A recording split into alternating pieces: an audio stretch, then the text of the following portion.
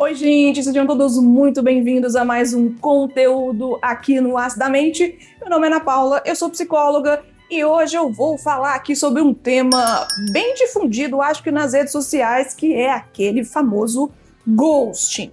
Você já percebeu que às vezes uma mensagem não respondida consegue estragar o seu dia inteirinho? Você olha no celular e nada. Olha de novo 10 minutinhos depois e ainda nada.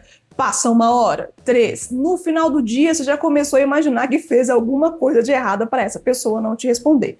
Você exagerou, falou demais, ou pior, que deixou de ser interessante. O curioso é que, racionalmente, você sabe muito bem que existem dezenas de explicações possíveis. A pessoa pode estar ocupada, sem bateria, pode estar no trabalho, doente, mas o seu corpo parece não acreditar em nenhuma dessas hipóteses. A ansiedade aumenta, o peito aperta, dormir fica mais difícil e aquela pequena bolinha cinza do aplicativo começa a ocupar um espaço enorme dentro da sua cabeça. Será que eu estou exagerando? Ou existe uma explicação psicológica para o simples fato de um silêncio digital provocar uma dor tão real? É sobre isso que nós vamos conversar aqui hoje. Fica comigo que esse vai ser o assunto e eu acho que vale a pena a sua inscrição porque esse assunto é bem interessante.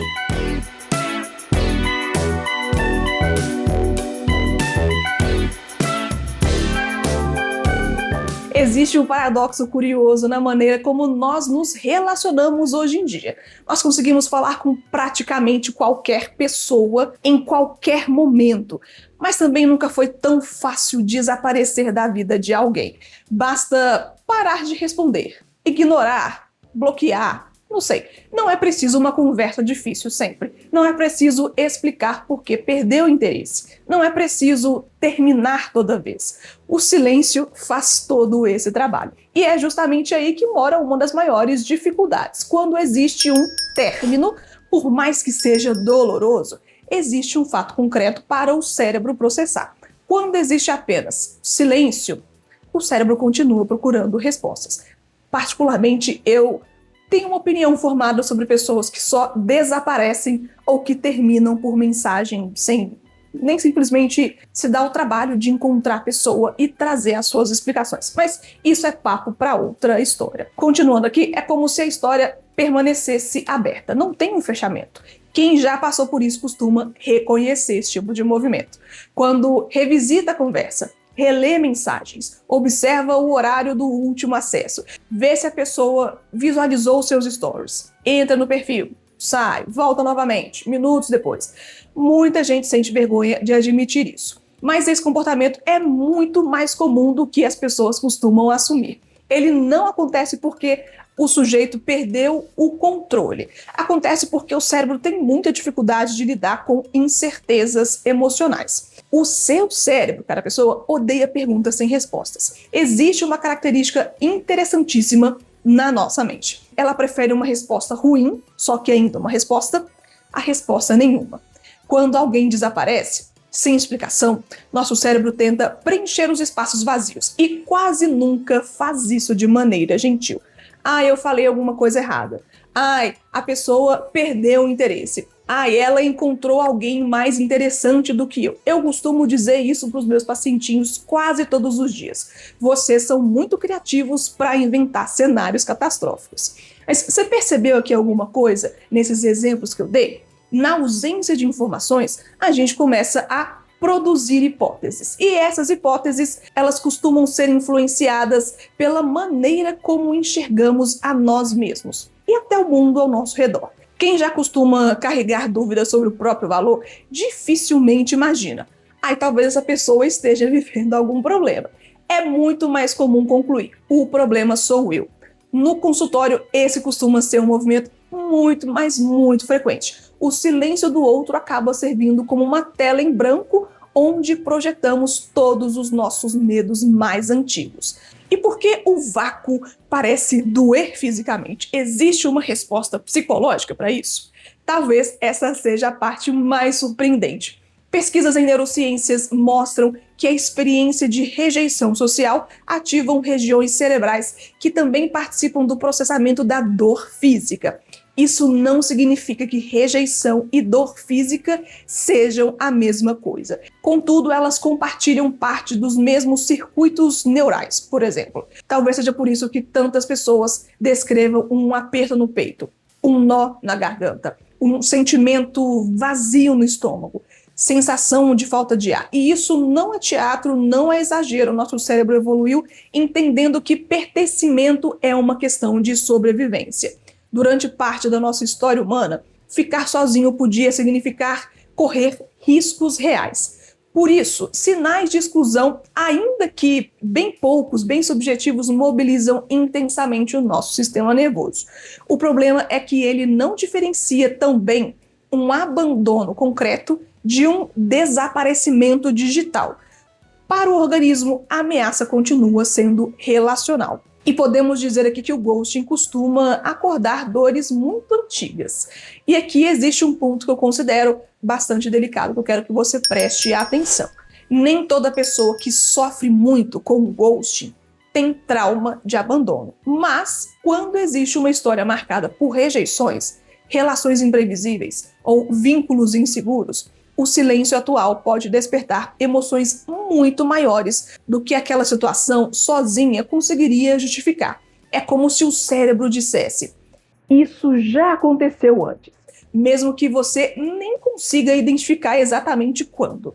Pessoas que cresceram sem saber quando receberiam atenção, carinho ou acolhimento, costumam desenvolver um sistema nervoso muito sensível aos sinais de afastamento. Então, basta alguém demorar para responder, cancelar um encontro, desaparecer por algumas horas ou dias e todo o seu organismo entra em estado de alerta. Nem sempre a dor corresponde apenas ao presente. Ela carrega ecos da experiência de muito tempo atrás. E isso explica uma pergunta que geralmente costuma aparecer: por que eu sofro tanto por alguém com quem eu nem tive uma relação tão longa?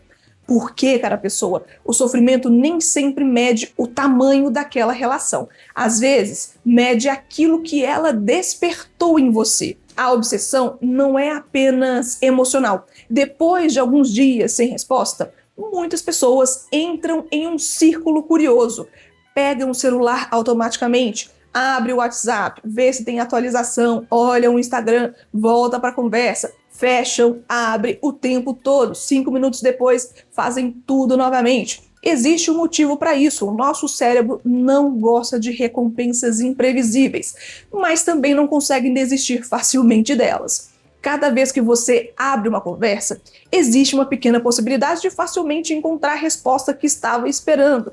E essa expectativa mantém o sistema de recompensa funcionando. É muito parecido com o mecanismo envolvido em máquinas caça-níqueis. Você já conhece? Você não sabe quando a recompensa vai aparecer. E justamente por isso você continua tentando toda hora. Percebe como isso ajuda a entender por que algumas pessoas dizem: eu sabia que precisava seguir em frente, mas mesmo assim eu não conseguia parar de olhar o celular.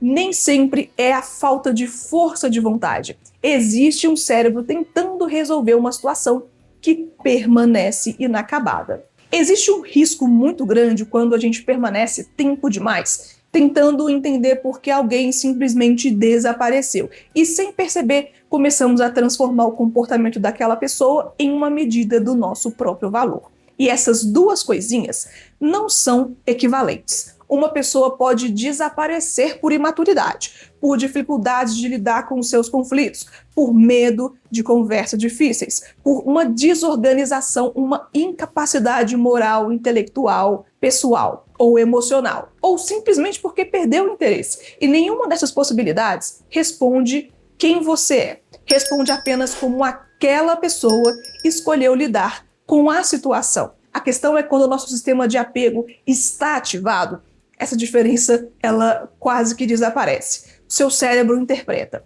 se ela foi embora, é porque existe algo de errado comigo. E justamente essa conclusão que merece ser observada aqui com todo cuidado. E eu sei, eu já passei por situações de desaparecimento, de ghosting, sem nenhuma explicação, e eu sei o quanto isso é frustrante. Confie em mim, eu sei. E se durante essa nossa conversa difícil você percebeu que situações como essas costumam despertar reações muito intensas, talvez exista uma oportunidade de compreender melhor o que elas mobilizam em você. Se você não sabe, eu sou psicóloga clínica, realizo atendimentos online e se você sente que determinados padrões continuam se repetindo nas suas relações, os meus contatos estão na descrição desse conteúdo. Será um prazer enorme fazer parte da sua trajetória, caso você decida iniciar esse processo, se fizer sentido para você. Na psicoterapia, nem sempre investigamos apenas por que alguém foi embora. No final das contas, isso é quase que irrelevante. Muitas vezes exploramos por que aquela ausência encontrou um lugar tão sensível dentro de quem ficou. Os meus contatos estão na descrição desse conteúdo, seja para você ou se você lembrou de alguém que possa se beneficiar desse tipo de assunto com o meu atendimento, pode compartilhar o meu contato, que vai ser um prazer explicar como que o meu trabalho funciona. E bem, a tecnologia mudou completamente a forma como nós nos relacionamos, mas ela não mudou a maneira como o nosso sistema nervoso reage ao medo de perder vínculos que são importantes. Nós carregamos um cérebro que ainda interpreta conexão como segurança e afastamento como ameaça. Talvez por isso um simples visualizado, uma mensagem não respondida ou um ghost, um desaparecimento repentino, consigam provocar emoções tão intensas. E no final das contas, o ghosting não machuca apenas porque alguém parou de responder. Ele machuca porque o silêncio deixa espaços para que nossos medos contem uma história muito cruel. A pergunta que deixo para você aí do outro lado não é se alguém já desapareceu da sua vida, porque isso invariavelmente vai acontecer. É outra coisa. Quando aconteceu isso, cara pessoa, quais conclusões você tirou sobre você mesmo? Porque muitas vezes é justamente aí que está a parte da história que mais merece ser compreendida. Se você ficou comigo até aqui nesse momento, me conta nos comentários.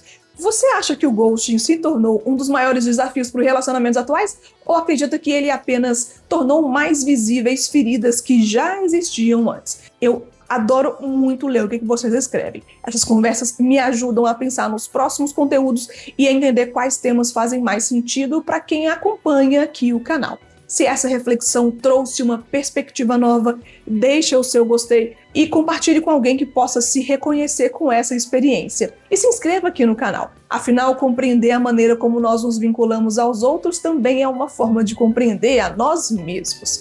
Deixo aqui o meu beijo para vocês. E quem sabe a gente se vê no próximo conteúdo aqui no Astamente. Eu super espero que sim. Tchau, pessoal!